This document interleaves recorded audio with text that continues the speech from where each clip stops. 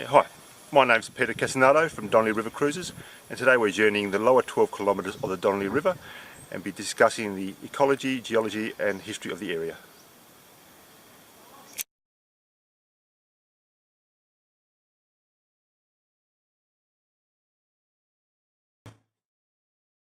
Well, welcome to the Donnelly, folks. Now the idea is sit back and relax for the morning. So we're doing the lower 12 kilometres of the Donnelly River here today, right down to the beach. So we're going to the mighty Southern Ocean. And this is the only way here. Right? There's never been any other access to this area at all. So that boat ramp is the only boat ramp on the river. This is the only navigable part of the river. We've just come into the Donnelly National Park, so there's no farmland here. There's no roads, there's no tracks, there's no walk trails, and most importantly there is no four-wheel drive access, including to the beach. You cannot get to the beach here by four-wheel drive. Does that mean there's no dieback? No, there is no dieback, that's not often enough. So basically what that means is if you're not parked at the boat ramp, as we are, you're simply not here. There's never been any other access here at all. It is one of the most pristine rivers in the country. There was a wildfire that came through here on the 28th of December 2010. Now it actually started as a result of that fuel reduction burn I showed you on the way in. One of the issues with conducting spring fuel reduction burns, as that one there was, is that hotspots can lay dormant in the bush for a long time. And that's what happened in this case here. So that fire was October 2010. Hotspot lay dormant there until 28th of December, arced up, took off. And what we're looking at here now is where the front of the fire came through. Now it was regarded as a large hot fire. So it burnt out about 4,500 hectares of bush. Now you guys all know the Margaret River fire. So Margaret River fire was 4,000 hectares, which is 4,500. Now, when this fire came through here, prior to it, we had not had a fire here for 24 years. And the bush here, in fact, was very different to what we're looking at here today. When we came down prior to the fire, all we could basically see was a wall of vegetation on both sides. And you couldn't see into the riverbank like we can now. That, in fact, was an unnatural state. This is a more natural state. This is the way the bush is supposed to be. But as you can imagine, 24 years of unburnt fuel loading, no access from here whatsoever. These guys had a huge amount of trouble trying to get this fire under control. And what actually saved them in the end was about 3 kilometres that way. There was a section of bush there which was 1 year unburnt. So they had a fuel reduction burn through it 12 months prior. This fire, through sheer luck, just happened to run to the area. And when it did, it broke into 2 smaller fires and they were able to get it under control. Realistically, without that area being there, they would have really struggled. The only real option was to light the rest of the area up with thin containment lines into another fuel reduction burn. So a bit like we use it. So they're still using the helicopter aeroplanes, but instead of dropping water, they're actually dropping fire, dropping cinders. Right? So obviously where the fire had gone through on that road out there, that was one containment line. It took them a few days to establish a northern containment line up here on a track. And out that side there, we've got a good one, being the Southern Ocean works well. Right? So they lit the rest of the area up, and the resulting total burn area was 16,800 hectares of land. It's a massive hunk of land. Now to put that into context a bit, that was the largest burn area in the southwest here since Cyclone Elvin in 1978, and was the largest single burn since 1930s. Just on that, I'm going to get this sorted out. Just on what you're saying there. Isn't it amazing how well our bush has adapted to fire? Because that's what it's done. It's been utilising fire for the last 60-odd thousand years. And that's the critical part. So it is a big part of that cycle. And from that, we actually get varying dominant species. See this tree through here? With a long green leaf, got a bit of pot on it. It's a native willow, right? It's a leguminous plant, right? Now its job here is to convert acid to nitrogen, put nitrogen back in the soil. Now, you see there's millions of them at the moment, right? Now, if we don't have a fire for another 15 years, we're still going to get some of the native willow, but nothing like the quantities we're getting now. For the first 3 years after the fire, kangaroo paws were seen here to the edge. You see some here now, but for the first 3 years, 4 years, it was literally just a wall of kangaroo paws down both sides. They loved the fire. The Melaleuca here, paperbuck, loves the fire. Actually part of the natural cycle. And in fact, all of our flora and fauna have evolved under this frequency of fire. So it is just part of the natural cycle. Don't get me wrong, it's a much larger area than we require to one year. I think the majority is pretty good.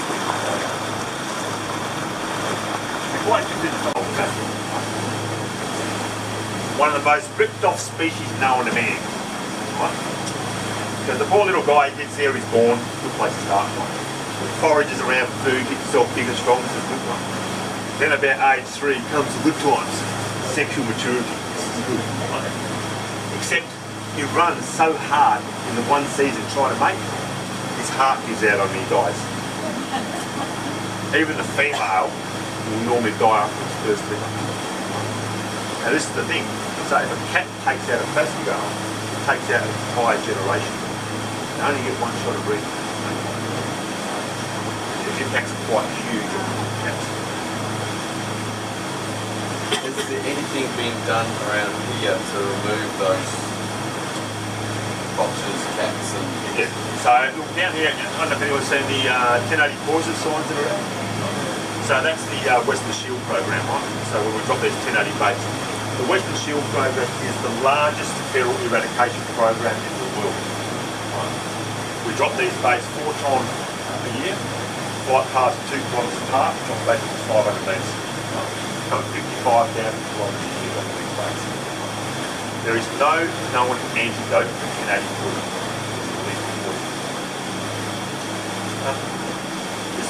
You find that strange?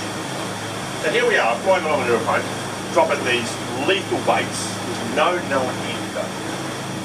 What about our natives? On the east coast, they still use 1080 poison over there, but over there you must bury the bait, tag it, and they be there X amount of times, you must dig it up. Here we just drop it right in. With 1080 poison is naturally occurring in a lot of our native plants. So, like eating bacon flour, it's fine 1080 poison. So because of that, a lot of our natives, all of our natives, have a degree of immunity to 1080 poison. So that's why we can just drop it right in.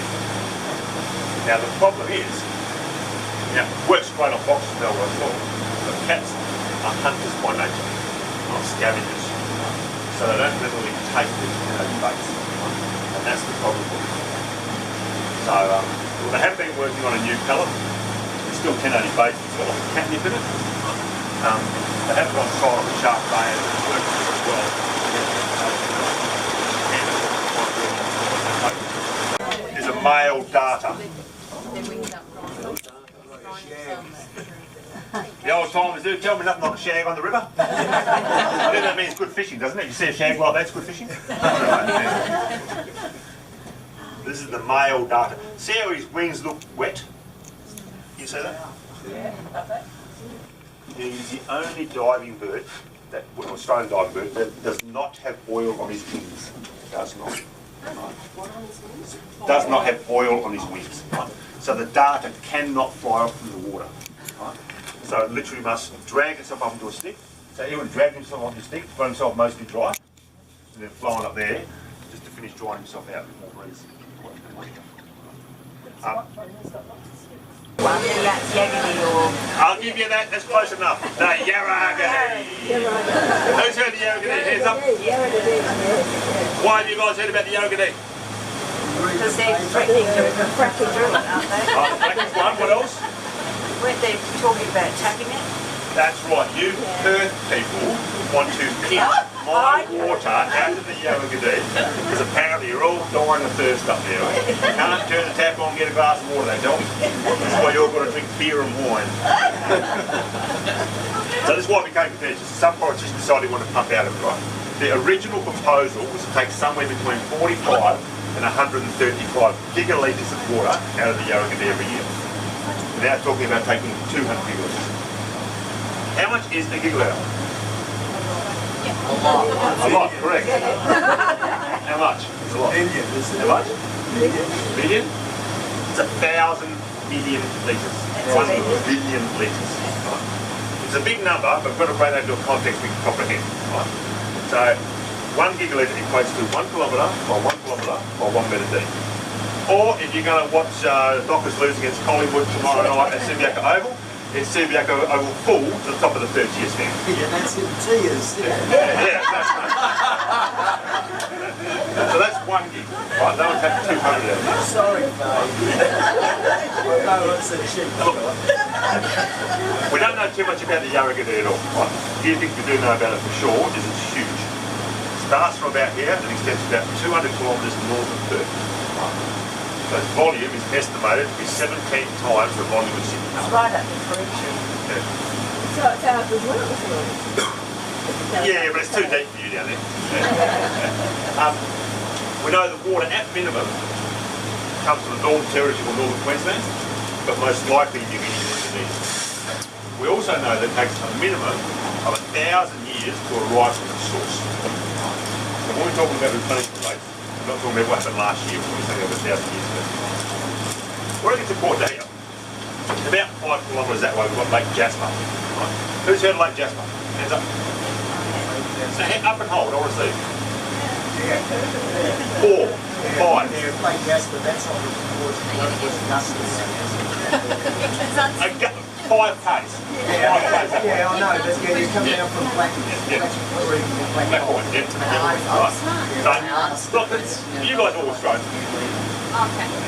A lot of Australians never heard of Lake Jasper, but to a certain degree it's strange, because Lake Jasper is in fact the largest natural permanent inland freshwater body by volume in all of Western Australia, the largest.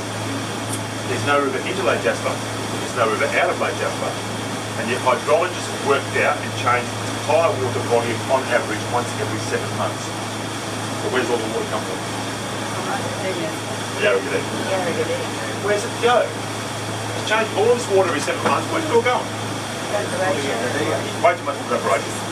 So what it does is it flows through the sand on its way to the ocean, which is a great theory, until it bumps into a little geological feature known as Bunbury Basalt. The water can't go through the basalt, so it follows the basalt to the southernmost extremity, which is down here. And that is why this river here, unlike any other river in the southwest, will continue to rise 1/2 inch to 4 inches a day in the middle of summer. It's indirectly fed by the Yarragadee.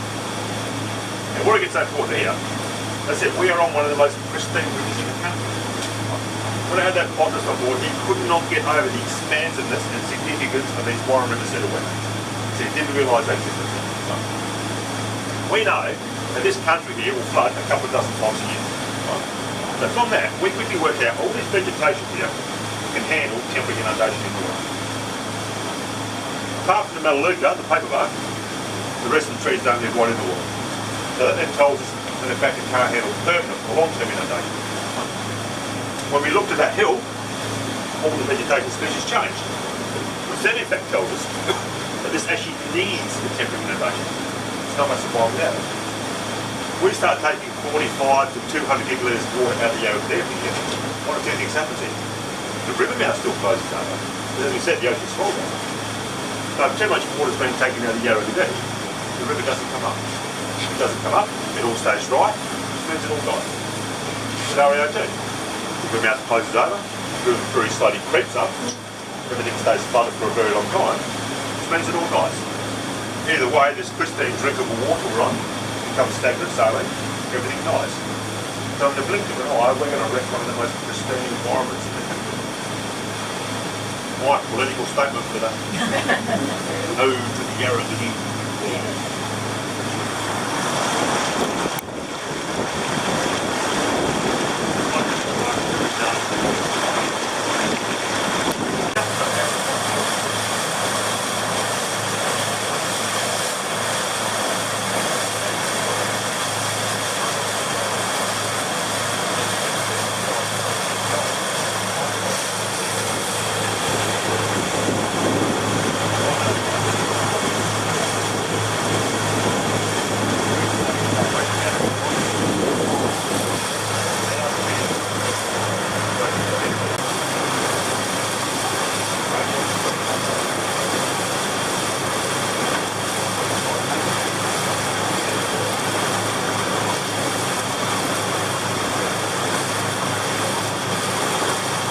limestone.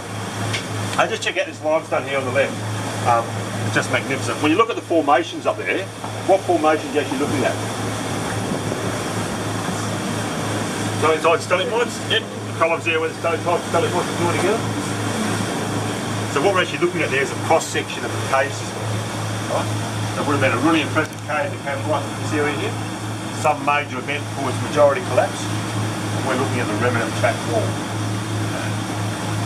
I only want to know, I've never heard it was sent home online. Do you know how old the limestone is? Yeah, look, good question. We have had different experts tell us that it is somewhere between 10,000 and 100 million years of age. Which really wasn't quite enough for me. Right, so I invited Peter Lane, I don't know if you've seen this book, it's a really good book, Geology of West Australia's National Park. I just did a bunch of films with him. Yeah, so I invited Pete down, and he was blown away by the area geologically. He came down, he goes, Pete, where's the sandstone? So we don't have any. He goes, what's the limestone doing here? What's the basalt doing here? I said, don't know, Pete, that's why you're here. And so I gave him a look at it, gave him a chance to go home and think about it. And then found him and said, what about Pete? Tell me exactly how old is that limestone? I said, well, Pete, I can tell you that limestone is exactly between 10,000 and 1.8 million years of age.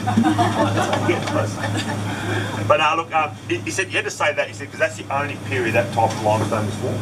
Right? So we can narrow it down a bit. He goes, well, when you look at that cave formation up there, right, by looking at the features up there, you can pretty well bet, you know, by the formations that it's got to be at least probably 800,000 years of age. Right? See those two tubular shapes there, right, coming down that limestone? So they would have been solution tubes into a cave in the old days. But like Jasper was talking about before, it's a very young lake, it's only about 16,000 years of age. And like the old Dreamtime story goes something along the line of Lake Jasper was formed when the earth shook and the sun shifted or something. So it's obviously a major geological event that formed that lake. And could quite possibly have been when that cave formation broke down, or could have been a change in the river system.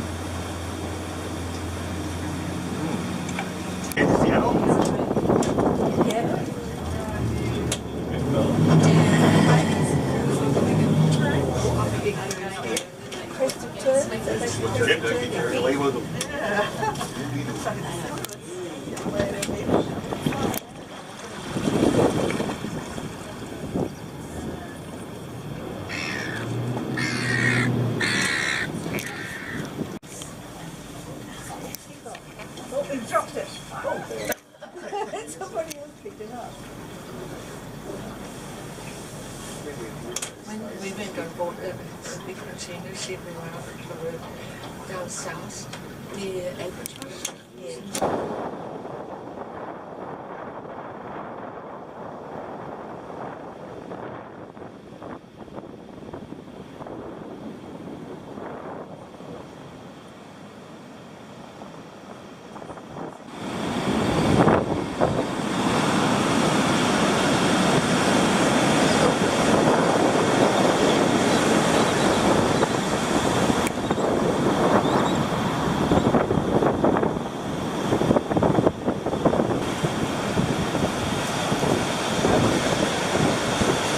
Who's going to get close to the end? Here I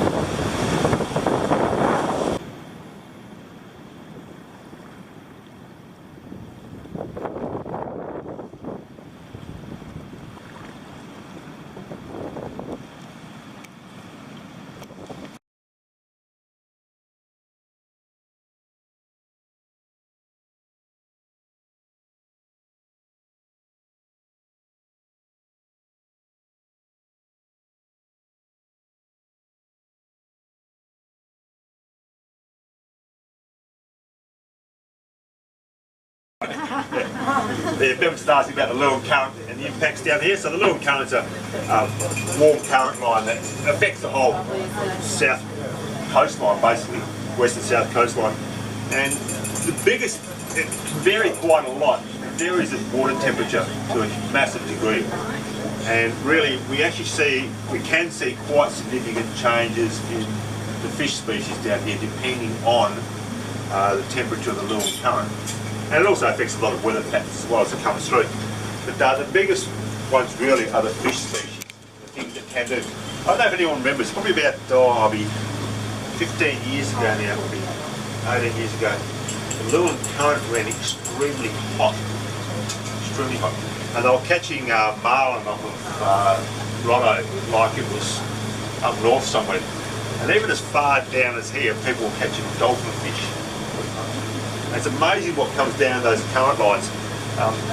Down at the Denmark inlet, a guy went out crabbing. No worries at all. Caught some crabs, caught this one crab, he didn't know what it was, so he thought, what's crab? I'll bring it home anyway. But fisheries happened to be at the boat ramp, and they charged him for having an undersized mud crab. Never seen down here, but they just come down a Lewin current. Some of those mud crabs are still there to this day. And so the impact it has on the fish movements and fish species is really quite dramatic, just depending on that temperature variation. You can actually, there are a few sites where you can actually monitor the temperature of Lewin currents. Not what things. Just on the change of the Lewin current, because I dive on the south coast down here from Coast. When I started diving down here, you know the western rock lobster that you'll get, all around there? Yeah. Down here we basically get southern fighters. So, and every now and then you get a western. Now we get mostly western with a few southern. They're all moving around. It's slowly been increasing as it goes around, just over the years. Probably the last 10 years. Why is that happening? It's because of that influence of the Lewin current and warming temperatures. So the Lewin current's now coming further down. Well, it goes all the way around. It's just the temperature of that Lewin current. Yeah. And it does vary all the time. So how it gets So is that pushing the southern rock further away? further around. Yep, definitely. They're bigger, aren't they? The southern rock. Not necessarily, but generally they are. Yeah. So this is this rock here on the left-hand side. Anyone recognise what sort of rock it is? Not granite. See, it's columbar in shape, has 5-6 sides. And it's basalt. Right? Basalt, yep. So Is this the same as Black Point, same age? Yep. So this basalt turned up during the period of the breakup of Gondwana. Right? So Gondwana was the old supercontinent. So we had Australia here, India attaching from about Onslow in the north, coming around the southwest corner. We had Antarctica through to Victoria, South Africa on the back side of that. Now when India decided to head north to form the Himalayas, the southern end tore very deep into the Earth's mantle, releasing magma, which rushed to the surface and rapidly cooled, forming this basalt. And this is known as the Bunbury Basalt Line. So if anyone's been to the Black Beach in Bunbury, that's Bunbury Basalt. And what we're looking at here is the southernmost extremity of the Bunbury Basalt Line. And you also know, see how it's been stacked in order of size? Right? So all the big rocks are at that end, small rocks at this end. Right? There are two probable scenarios as to why they are in order of size. Right? One is, as the magma rushed to the surface, the outside edges would have cooled more rapidly, forming smaller columns. Right? But the other highly probable scenario is that it's evidence of a glacier. Right? So a glacier has the effect of dropping small rocks off first, big rocks off last. Here? They weren't placed there. Yep. But those are actually, That is completely 100% natural. wow. Okay. So, has anyone heard of or seen Black Point? Black Point? Yeah. When you're standing out there on the beach today, the first point you can see off to your right hand side is Black Point. That is this spot here. Been there several times. Yeah. Pass that up. They are the organ pipes. They are the most significant basalt columns in Australia, and the only one more important in the world is the Giant's Causeway in Scotland and Ireland. So if anyone's been there, you'll see the similarities. Yeah, you'll see the similarities. So we are still in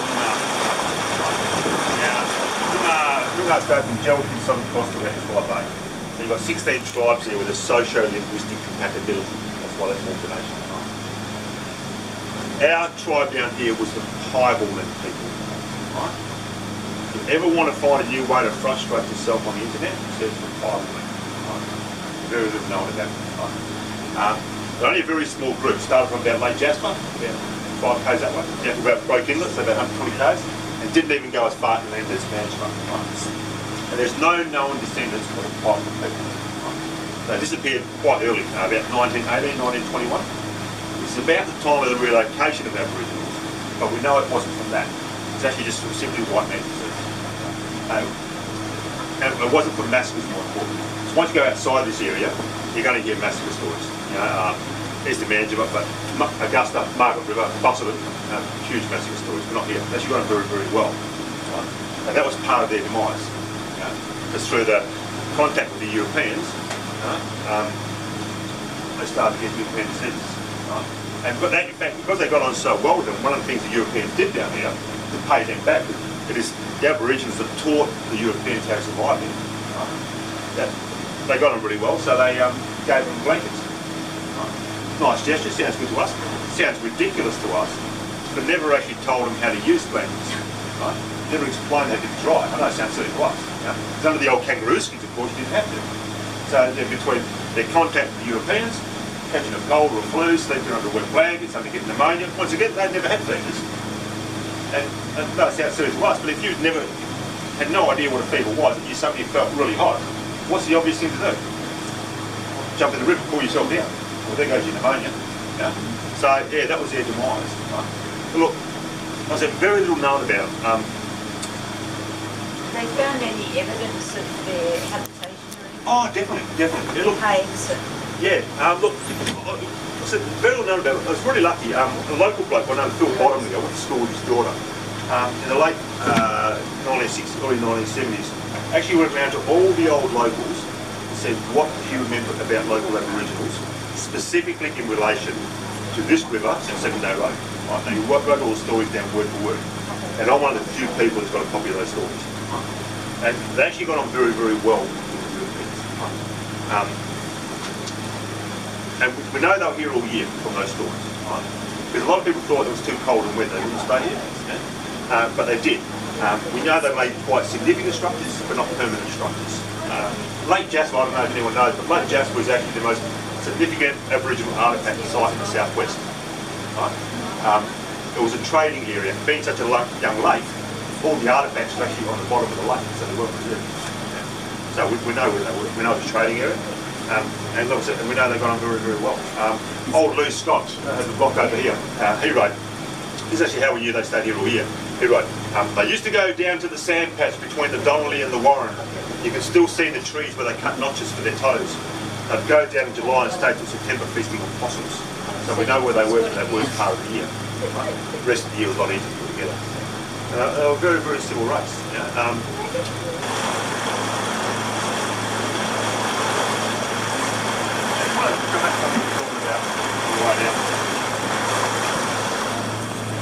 The impacts of fire at our bush. People often don't realise how open our bush used to be in the old days. When Europeans came down this way, they literally drove their horse and cart through the bush. There was no need to cut your way through the bush. Any farmers on board? Any farmers? Let's show you how open it was. I'm just going to bring up a little bit of history. Right? In 1860, a couple of pioneering families, 1864 actually, a couple of pioneering, the Scotts and Dixons that I mentioned before, came down this way because they're looking for summer pasture for their cattle. Right? They rode out that escarpment that we looked at, came down to this country here, and in their words, they described what we're looking at here now as grazing paradise. Can you see that? Not really, eh? Yeah. They were that happy with it, they started bringing their cattle down. It was that successful that in 1870, the government released huge parcels of coastal plains from Augusta, Denmark, but in particular in this area here, into cattle grazing leases. These are all 10,000 acre leases. And those leases existed here until 1982, 35 years ago. Now I had old Bill Ibsen on board. Bill did the last cattle drive through this country here in 1982. And he said that from his horseback, driving cattle through that bush, he could see a full 100 head of cattle in front of him. used to be able to ride a horse at full gallop from here down to the Warren, 23 k's. And as he said then, he said, I wouldn't take my horse in there now, so it'd be cruel to my horse to take it in there. So why is it so different?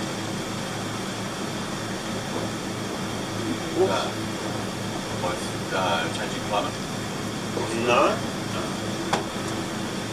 The difference is the lack of burning. Right? So the Aboriginals used to burn it off all the time. Right? Now the Europeans learned from the Aboriginals that if they want to keep this savannah land, they could burn it. Right? Talk to the old timers, if they can burn, we'd burn it. And constantly throw maps in the bush. Right? And it wasn't just here on the coastal plains. Well, these guys used to live narrow Bridgetown Manchester way. Right? Up there on the escarpment, they had a cobalt deficiency. Down there, that's lemon deficiency. So they learned by rotating the cattle around and keeping peak conditions. Right? Now, the biggest mobs of cattle they ever brought down to the coastal plains in one good hit were 300 head. And they reckon to drive in their cattle through that carriage arrow bush, they could see all 300 head above them. And you look at it now, you can't even walk into it now at the moment. Ride a horse through it. So the difference is the lack of burning.